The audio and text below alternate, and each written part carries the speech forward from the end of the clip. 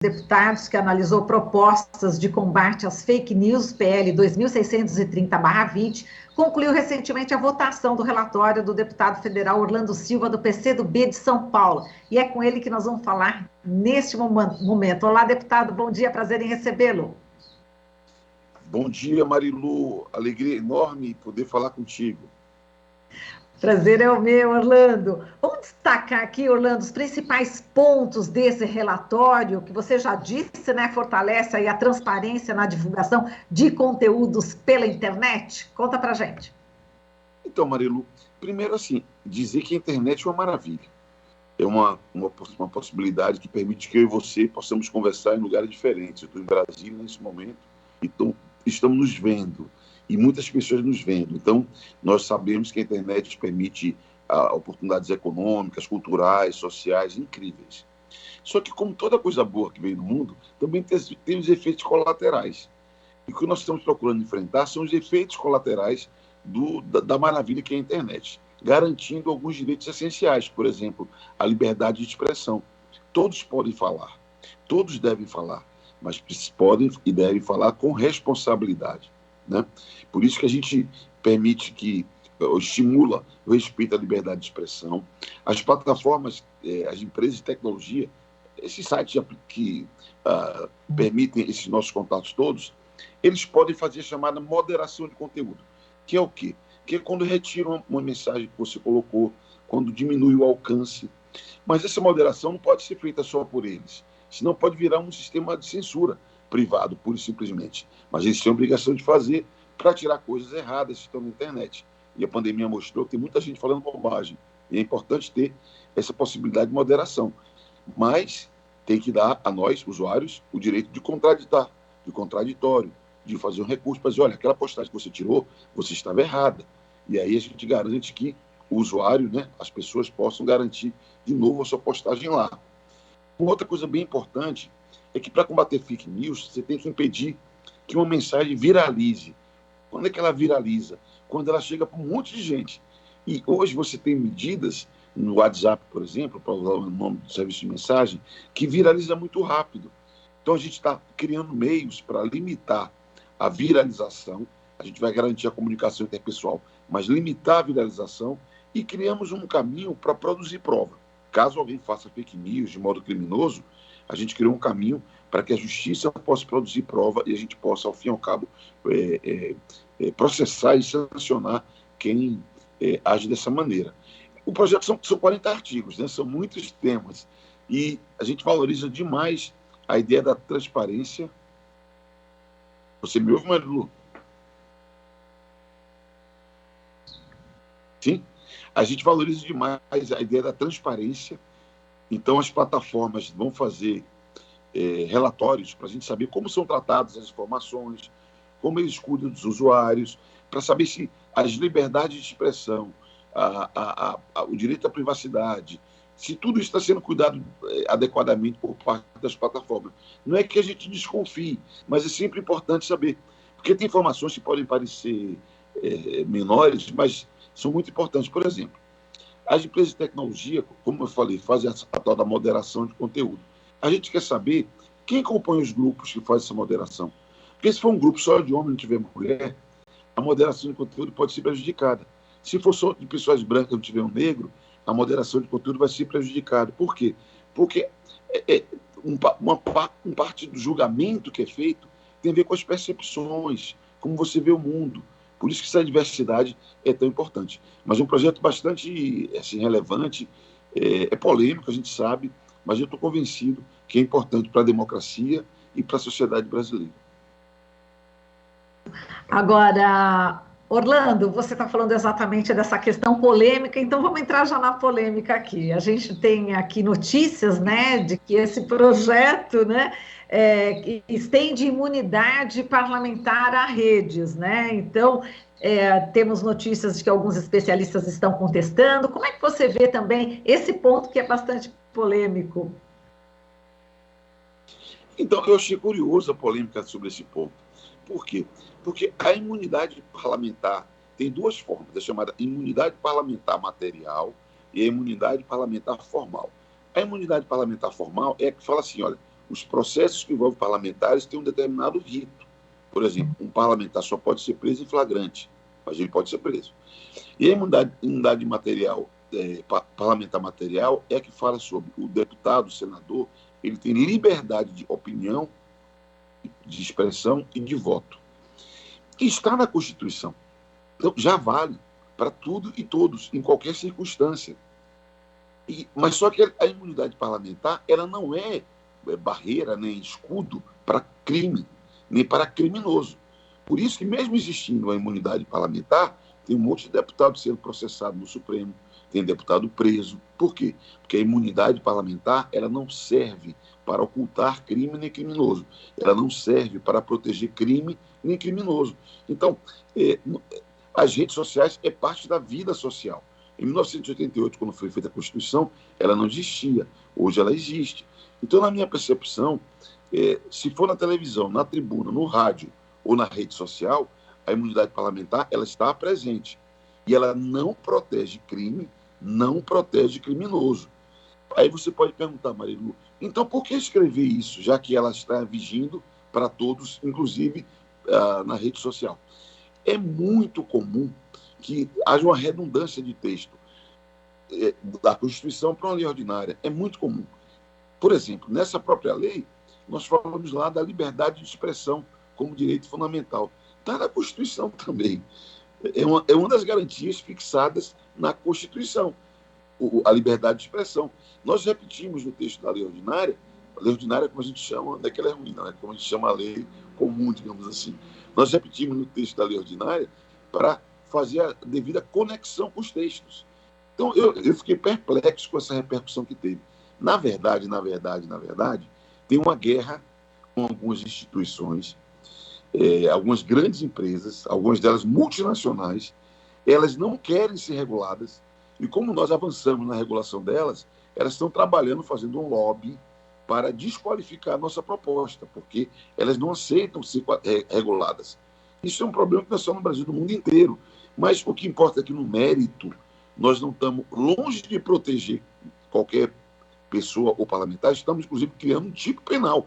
Nós criamos um tipo penal que quem promove ou financia a disseminação de notícia falsa, que se sabe inverídica, pode pegar de 1 a 3 anos, se estiver usando robô, ferramentas não oferecidas pela plataforma. Isso vale, inclusive, para deputado. Sim. Agora, Orlando, falando em fake news, vamos falar do Alan dos Santos, né? A Polícia Federal já informou, né, o STF, que apura se funcionários do Ministério da Justiça teriam tentado interferir aí no processo de extradição desse blogueiro bolsonarista. Como é que você também está vendo, analisando este caso aí do Alan dos Santos e o Ministério da Justiça, Orlando? Esse é um exemplo de aparelhamento do Estado feito pelo Bolsonaro. É engraçado que quando eu fui do governo do presidente Lula e da presidente Dilma, e o que eu mais ouvia era o PT tá aparelhando o Estado, aparelhando o governo, aparelhando isso, aparelhando aquilo. Eu queria que nós cotejássemos, nome a nome, dos que eram indicados para participar do governo, o currículo dessas pessoas, a formação que eles tinham, a experiência anterior que eles viveram, e comparasse com o que acontece hoje. Hoje é um aparelhamento completo, total, absoluto, por gente desqualificada, sem experiência, sem capacidade. E o que é mais grave, isso chegou a instituições do Estado. Infelizmente, no Brasil, não é recente, Marilu. Nós tivemos já outras instituições do Estado que foram capturadas por interesses políticos e está passando o tempo, a gente está vendo, né? Tem candidato a presidente, candidato a deputado, mas deveria ter assumido antes. Você ser candidato a qualquer coisa é algo absolutamente nobre, importantíssimo para a democracia. E todos os brasileiros devem disputar política, participar do governo, participar da eleição. Eu acho muito bom. O que você não pode é usar um espaço de poder no Estado para atender interesses específicos de pessoa ou de grupo, que é o que já aconteceu no Brasil, e o Lofé da Lava Jato é um exemplo clássico disso, e é o que está acontecendo nesse momento, quando, a partir de informações privilegiadas que são dados, seja da Polícia Federal, do Ministério da Justiça, para apoiadores do presidente da República, você maneja interesses para impedir o cumprimento da lei, que na verdade é um crime. A lei vale para todos. Impedir que ela seja cumprida é um crime. Então eu vejo esse episódio como mais um capítulo desse processo, esse sim, de total aparelhamento por parte do Estado para atender interesses específicos.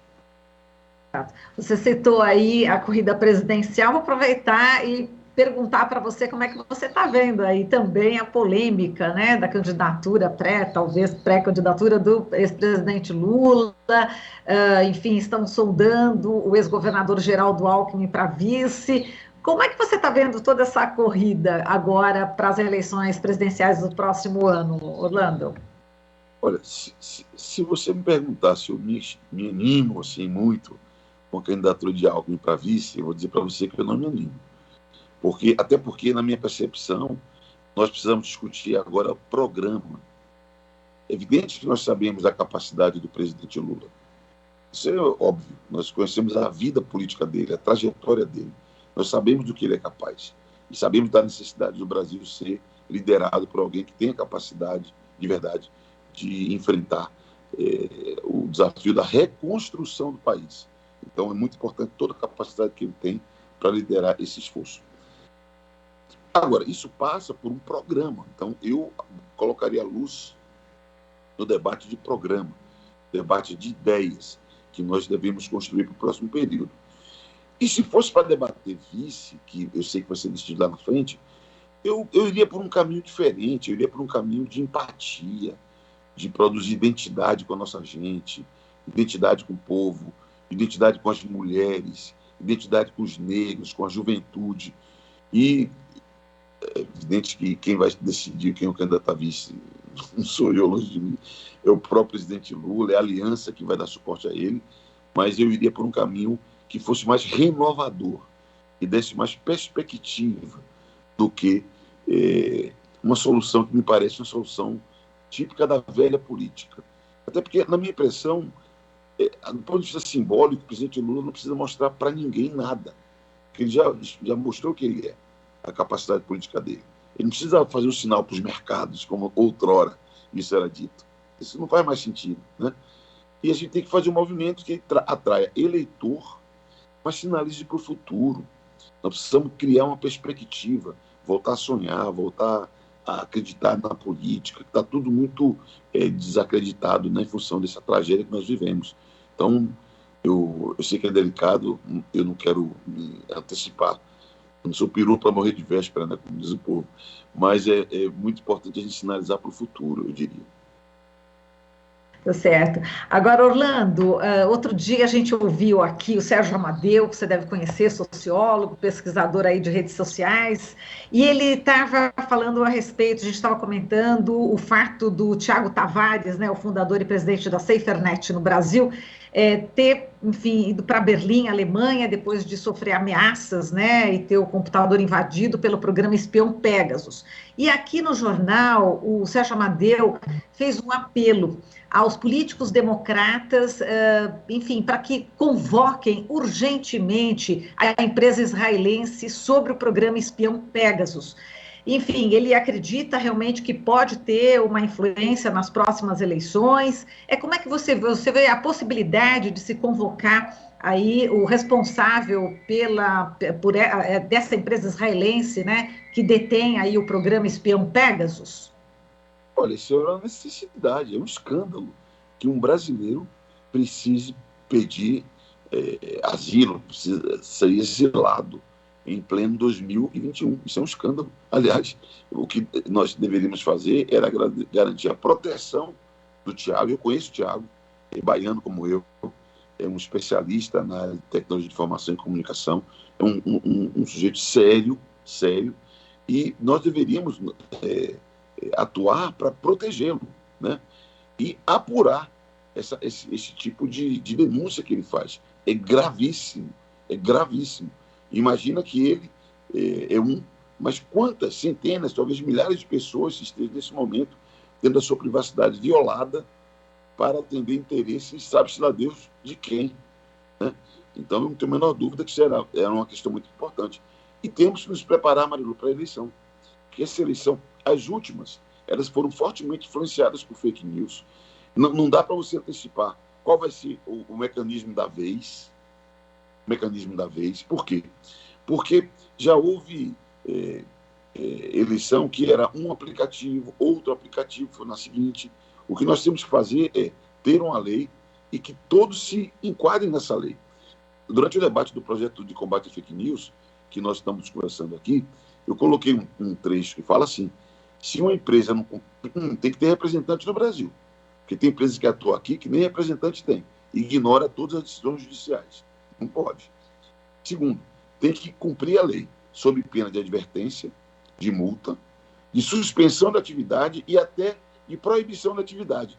Aí alguns falaram, mas isso é muito absurdo, você está propondo intervir no processo econômico, ferir a liberdade econômica. Eu falei, não, eu estou só defendendo que a empresa cumpra a lei do Brasil, porque não é razoável que alguém possa atuar no Brasil, ganhar dinheiro no Brasil e ignorar solenemente a lei do Brasil. Isso impacta, inclusive, no processo eleitoral, porque é preciso que se cumpra a lei, as regras estabelecidas no país, tanto no campo do eleitoral quanto no campo geral, econômico, inclusive. Então, eu vejo com muita preocupação o que se avizinha na eleição de 2022. E temos que avançar na legislação para dar instrumentos à justiça para impedir que haja mais abusos como houve em outros momentos.